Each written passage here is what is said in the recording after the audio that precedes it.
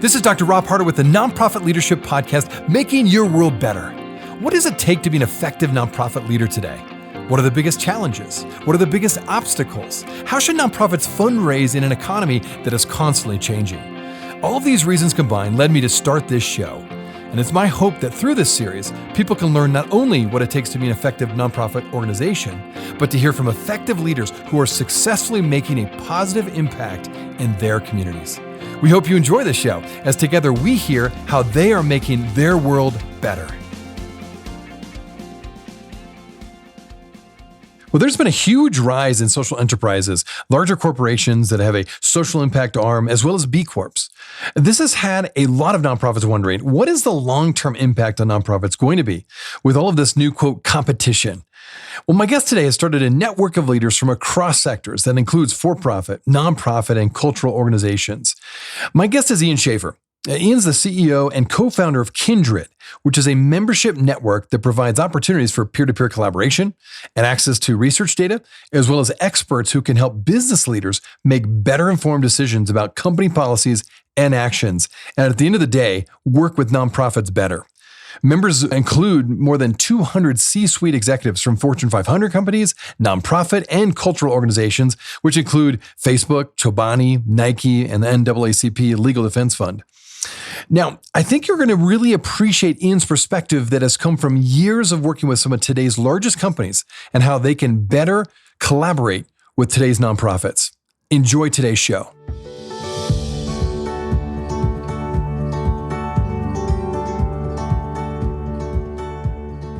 Ian, great to have you on the show today. Thanks so much for taking time. Yeah, thanks for having me, Rob. Appreciate it.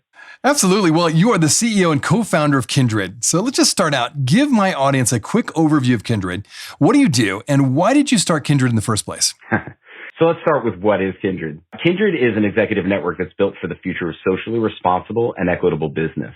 One of the things that we found in speaking to leaders of both for-profits and nonprofits is that oftentimes the thing that stands in the way of a good decision is confidence, preparation, I guess, authoritative and decisiveness, right?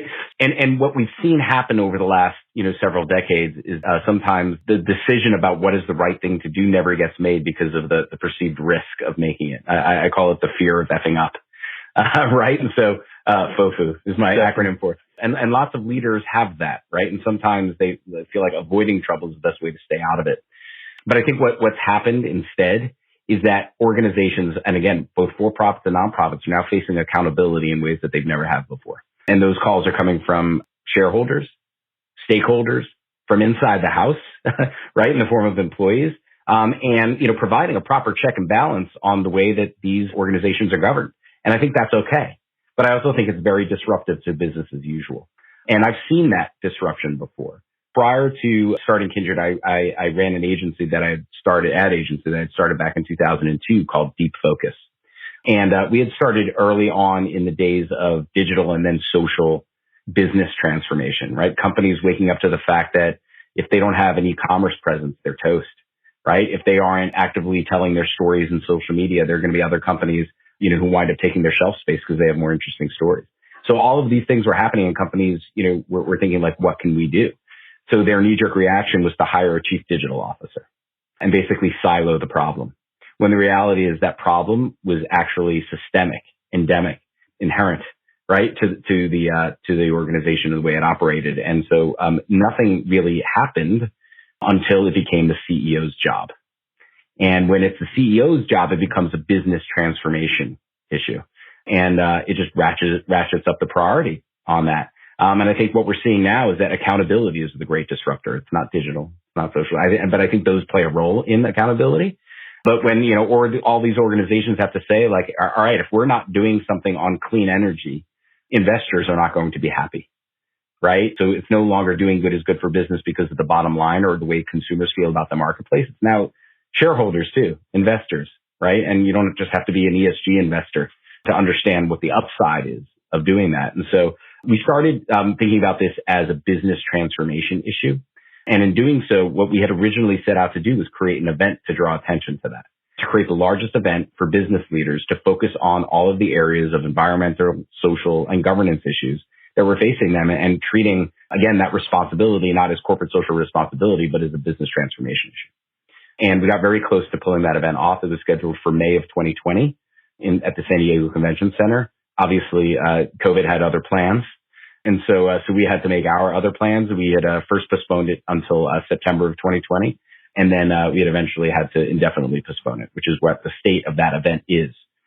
But one of the things that COVID did was actually show us just how inequitable like pain, suffering, access is to anything, right? And so once we realized that, and once companies kind of emerged from their period of saying, look at us, we're making hand sanitizer and masks, people started asking them, well, what are you doing for your workers, for example, who are now having to work remotely?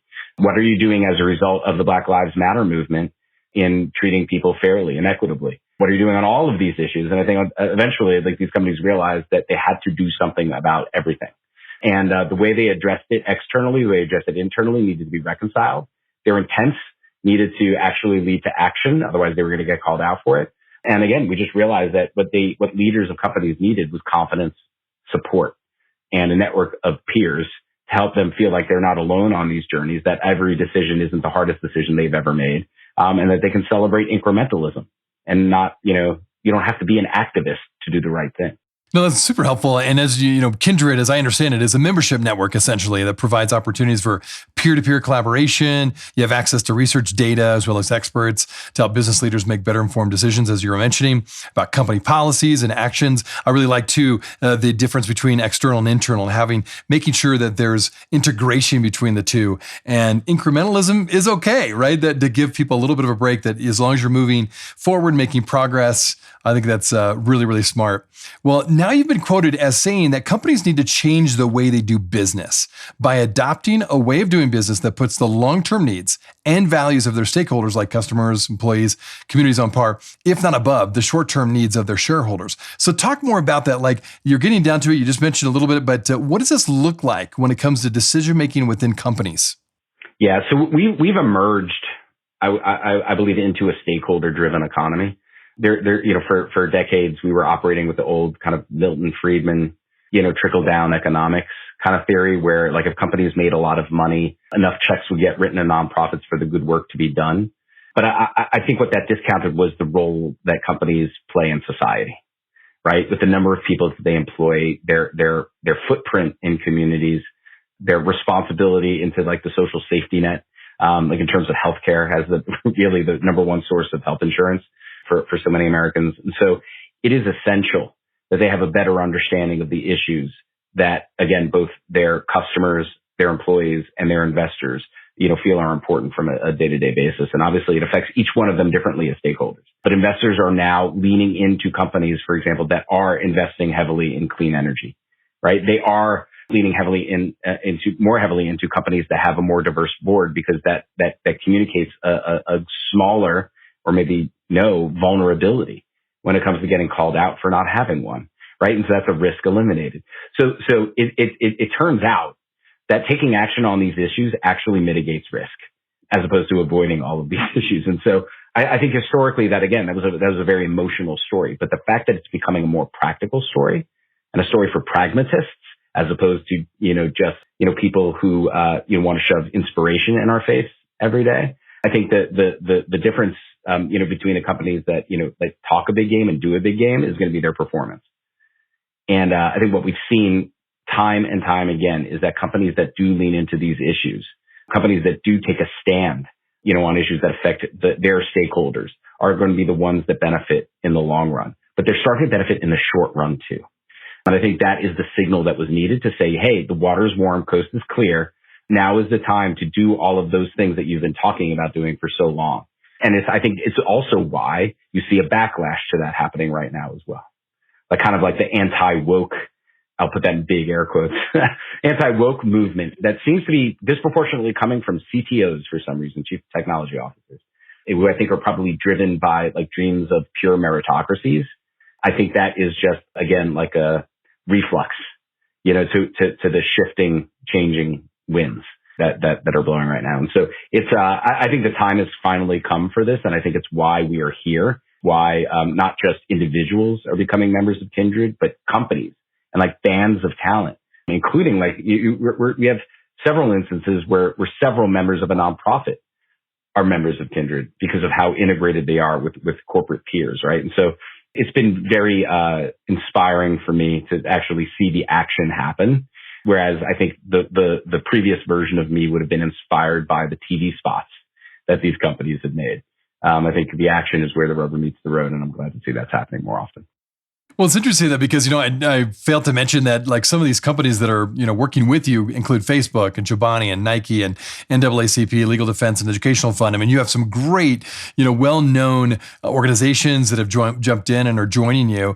Now, one thing I want to just talk a bit about, now, before the show, I mentioned or asked you about where you stand and kind of on this one question. And first of all, for my listeners, so Kindred is a B Corp, or they're a pending B Corp. And we've had people on the show before talking about B Corps and the difference that they bring to the table.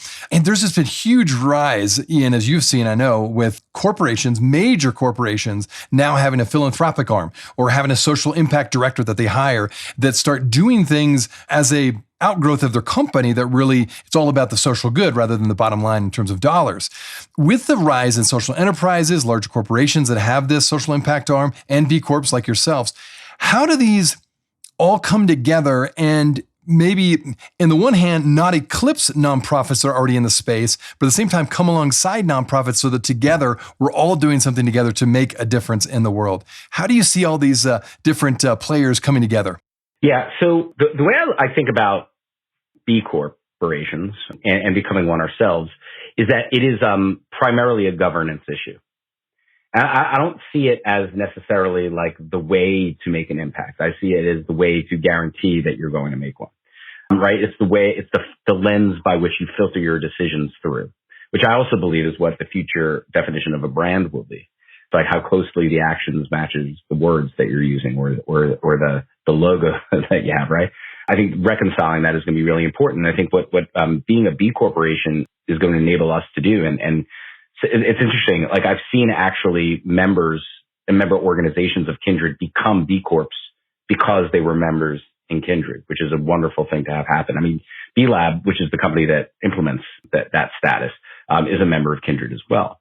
Again, I don't see it as something that is making for-profit companies competitive with nonprofit. I actually see it as something that makes them more likely to partner with them and use them as a logistical partner, as opposed to just a check or grant recipient.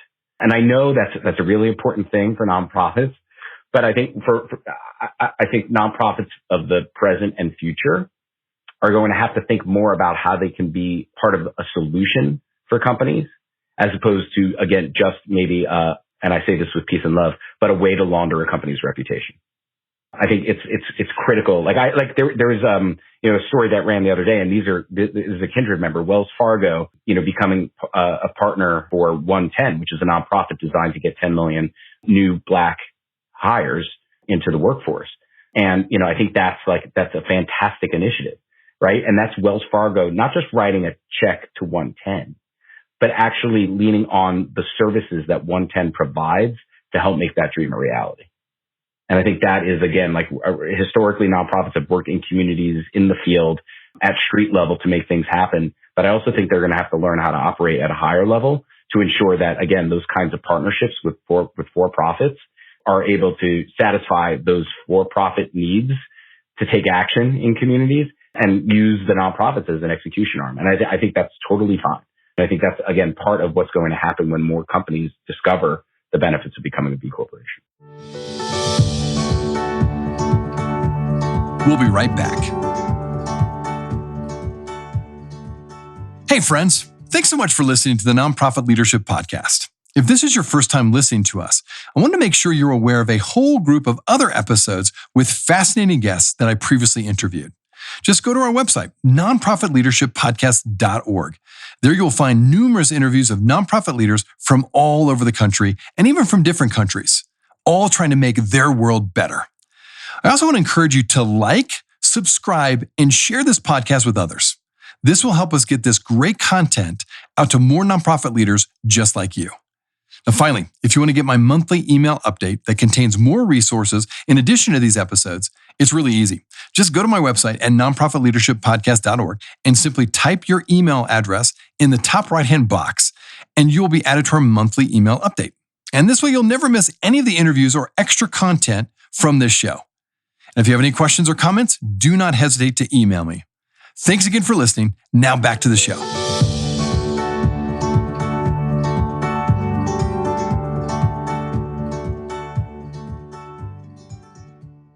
Well, it's interesting. You already gave an example of Wells Fargo. Is there another example or two of a corporation that has really come together well with a nonprofit, or there's a B Corp that's really launched that's made a big difference that you would point to say, this is an example of what we're all trying to do? Yeah, Havas. Speaking of ad agencies, Havas, which is a big communications firm, Havas New York is becoming a B corporation, right? And that's happening again, like through the exposure that they've had to that, via Kindred. Their CEO is a member. She's absolutely wonderful. And this is the kind of company that you wouldn't necessarily expect to be one. I think historically, when you've looked at bad behavior, a lot of that happens in the communications and media industry. So the fact that this one organization is stepping up and taking a stand and saying enough is enough, we're going to be something different, like to me, that's incredible, right? And the fact that that decision is being led from the top and not from a change agent, right? Who probably historically has disproportionately felt the bad stuff, which is why they want to change the way the company operates. It's just an unfair burden for them. And I think in this case, the fact that it's coming from, again, leadership, very vocally, might I add, is going to be a wonderful signal that I hope other companies, including ones in their industry, follow. That's very helpful. Well, thank you for that. Now, back to Kindred. You were on track to launch a conference last year that you would have brought together corporate, nonprofit, cultural leaders, but that was scrapped because, of course, COVID. COVID hit. Terrible time because I think it was supposed to launch last May. Since then, Kindred has built an infrastructure around its mission to help leaders close the gap between intention and action, as you've already kind of been talking about, particularly in social issues like racial equity and sustainability. So talk about how did you pivot and what made it work so that you were so nimble enough to make that switch in such a short amount of time? Yeah, there were a couple of insights that we had. I mean, one was that there was just a complete and utter lack of confidence and decision-making ability from leaders on these issues. So the sense of avoidance was real. Business had become, and there's a ton of research, including research from Edelman that supports this, like business has become literally the only trusted institution left. I mean, think about that for a second. This is like Wow. we've lived through like lots of different eras. The SEC is out there penalizing companies left and right. We had like the smartest guys in the room at Enron, right? Like we've seen a lot of this, yet business is the most trusted institution. And I should say the only one that still has a surplus of trust. So to me, that screams opportunity, right? And so how can we take the trust that is, I would say, left, if not stored in this institution and unleash it in a way that can have positive effects? Because the other thing that we know is that, look, like 86% of consumers, and this is also according to Edelman Research, 86% of consumers expect CEOs to publicly speak out on one or more social challenges, whether that's the pandemic, job automation, societal issues, local community issues, and 68%, convenient palindrome there, or inversion of numbers, say that CEOs should step in when government doesn't to help fix societal problems. So I think part of this is a complete and utter lack of faith in our government. And I think rest of it is hope that companies aren't out there to just take our money, but they're there to give us jobs. They're there to support our communities. They're there to provide places to gather, right? And thank God that that's starting to happen again. So there is a lot going on. But I think another thing that's happened is kind of like the fear of not doing it well or not doing it right? And so like there's been a lot of talk about cancel culture like throughout the year, but especially this year. And I think the term has been weaponized. But at the end of the day, what this is about is people now holding companies accountable because we all have access to more information. Like we know what they're doing when nobody's looking now. It used to be like completely in a black box that we would never have any access to that information. But now, thanks to like a lot of the disclosures that companies have to make either voluntarily or through regulation, we're starting to learn a lot more. And sometimes what we see, we don't like. And now we've got platforms to be vocal about it. And that's not to say like that every company should play into the crowd or behave a certain way because of what they might perceive as like a group of people coming out to get them. think companies have been dealing with things like that for a very long time. But I think now what they can also see is that these are very real people and not like kind of organizations like PETA or Greenpeace, right? Like taking like super aggressive moves against them to prove a point. Now we're starting to see like just even in comments on social media, like people saying, yeah, I don't want to do business with that company. I don't trust them. I don't trust them to Definitely. yeah. And by the way, like consumers are starting to evaluate companies, not just whether or not they buy their products, but whether or not they would want to work there.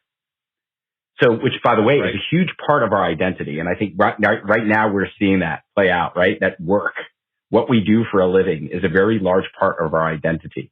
So I don't think this is like a new thing about being proud of where you work. I just think that the definition of pride has evolved. And we see that people are willing to take less in terms of even salary in order to work for an organization that, you know, better aligns with its values. And I think that's why we see more business leaders in their prime starting to take roles at nonprofits. I think it used to be like a nonprofit was a great way to ride off into the sunset of your career. I think people are taking this a lot more seriously and they're realizing the urgency of what needs to happen. And they're ready to take their skills to that challenge just because it's probably not only a bigger one, but a more fulfilling. You know, it's fascinating to bring that up because it's true. There's been recent reports about how, particularly this next generation, is choosing jobs based on the values of that company, not so much how much they get paid, what they're even doing at times. It's the values of the company. They just want to be a part of that. It's so fascinating. And you mentioned something earlier too. I thought I want to just jump on that a second. 86% of the public expect CEOs to speak out on societal issues. You mentioned that there's trust still in companies, which it is interesting when you look at the full landscape. Are there other reasons? Because that is in my mind, it is a shift. It seems like somewhat a new thing the last couple of years, but in particular, I'd say the last year and a half, where more and more you're seeing large CEOs or large companies with CEOs speaking out on major issues of the day. What else has changed to cause that to happen in your mind? I think there was in the mid 2000s to late 2000s, as social media was exploding, every CEO probably had somebody in their ear saying, you need to have a personal brand, right? So like you need to have a presence on social media. People need to hear from you. And by the way, like that happens in cycles. We do this all the time. Like I remember when like I'm barely old enough to remember like when Lee Iacocca was doing Chrysler commercials. Probably Henry Ford, people knew who ran an automotive company. And now you have to see like all of a sudden, like people now know who the CEO of Delta is and who the CEO of United is. And I think a lot of these things have something in common, which is like they're companies that people love to hate or complain about, and they need to blame somebody.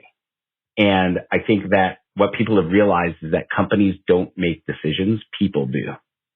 So who are the people who made these decisions?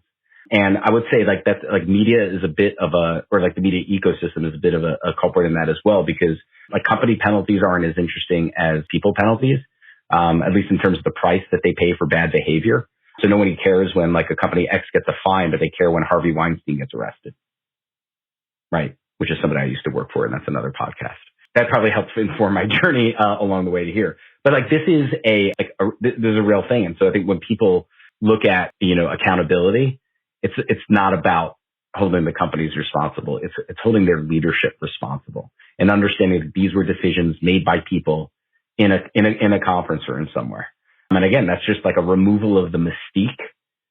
Sometimes happens as people learn more about things, right? And just like you can like Google your symptoms, people are Googling who made that decision, right? Who's the CEO of this company? Why do they say one thing and do another? And I think those are good questions to ask. And by the way, we see the same thing happening on the nonprofit side, right? And so there are very large nonprofits or very influential nonprofits who have now had to answer for things like, where does the money go?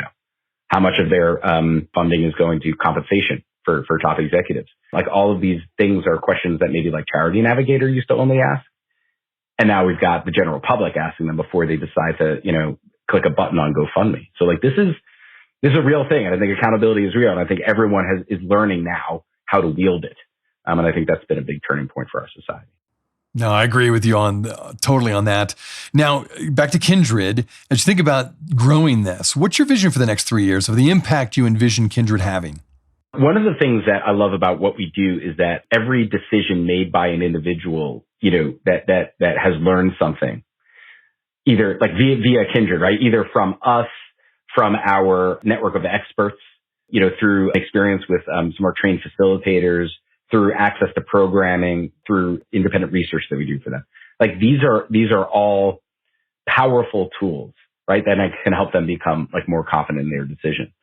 So it's just really exciting to see like one decision that can have an impact on hundreds of thousands, if not millions of people, right? And so when I think of like all the ways that my previous company or lots of companies like scale or don't scale, right? For me, like this is like, we are like, 250 or so members strong, but every decision that even one of those members can make can actually impact millions of people. And I think that is like that kind of inversion of scale makes what we can do so incredibly important, which is a big responsibility.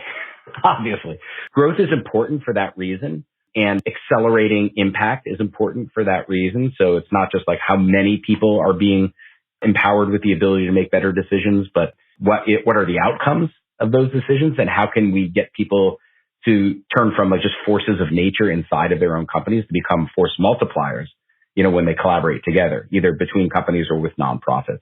So we're constantly trying to create more better ways for people to connect and collaborate, which is an interesting time to do it when we're all like virtual. But now that we've got like kind of one eye, like thinking about like how are we or where are we or when are we going to get back to the office? There's also that notion of like, I can just click a button and be in a room with 7 people from around the world. And that's magic, right? And so we're addressing both of those things. So over the next 3 years, we're going to be, yes, reintegrating live community into what we do, because community is such a big part of what we do. And it's weird to think about community just as like an online thing. I know it exists as just online things, but when you think about quality of connections, seeing people in person does tend to elevate that, right? So we're going to be doing more of those. I think, right now we're looking at top-down decision making. At some point, we may also be looking at bottoms-up decision making, because kind of important decisions, aren't just made by the few important decisions at the top. Biases, inequity, these are baked into like decisions that are made at all levels within a company. So it's like, how are we helping those people make better decisions too, right? Not just the folks in the C-suite, which is overwhelmingly who makes up Kindred membership today. So I imagine we'll have more democratized access to the things that we do, albeit probably different kinds of things, because, to meet the needs of our members where they are. But I imagine that's going to be a big part of it as well. And I'm just honestly just really looking forward to the actions of our members and figuring out how to amplify them, or at least keep them on track, right? Because like so often, again, like intent doesn't become action because a loss of momentum, right? Somebody misses a meeting, someone doesn't respond to an email, and then the muscle atrophies and nothing ever gets done. And so I think, what I'm most excited about is growing our membership, obviously to a scale where we can have global impact. And of course, like making sure that we're doing everything that we can to make sure that impact actually happens and that people aren't just talking the big game, but playing one. Well, thanks again, Ian, for taking time to be on the show today. Where can my listeners find out more about you and find out more about Kindred? Sure. Most importantly, they can learn more about Kindred membership at kindredmembers.com. All nonprofits receive 50% off Kindred membership. So we try to make it a very accessible program for everybody. And we do have about 20% of our membership, by the way, are nonprofits. So it's definitely attainable for everyone. And then I follow me at Schafer on Twitter, or at Ian Schafer on LinkedIn. I would also encourage following Kindred on LinkedIn as well as Twitter. And we're just at Kindred on Twitter. And if you search for us, you'll know us by the white K on a purple background, which is our logo. The more people that are curious about us, frankly, the smarter that we get about what we do. The more questions we answer about why we're doing things, the better we get at what we do. And of course, the more members that join us, the stronger we are at making things happen, or the better we are at making things happen. So I encourage everyone to dig in and learn more. But I also, encourage everyone to become a part of the community and be a part of something special.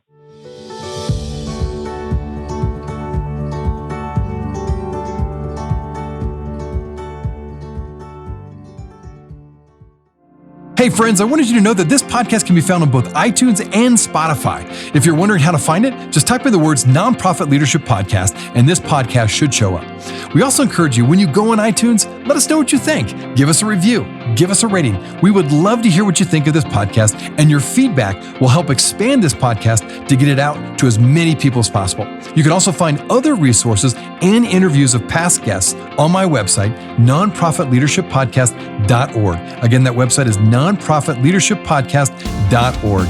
Thanks again for listening, and until next time, keep making your world better.